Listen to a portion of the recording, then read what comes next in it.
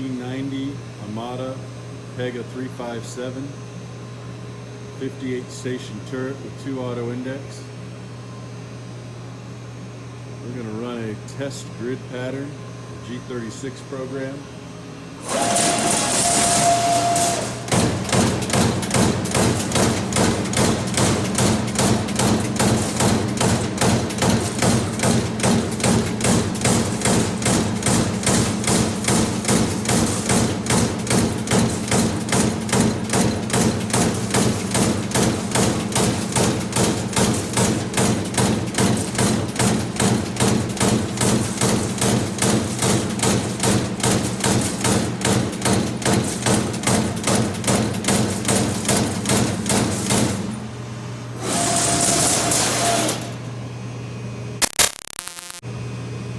Check the hole-to-hole accuracy here on the sheet that was just punched on the 357.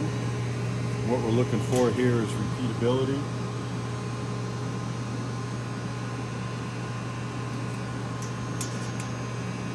Just checking them randomly throughout the whole grid pattern here.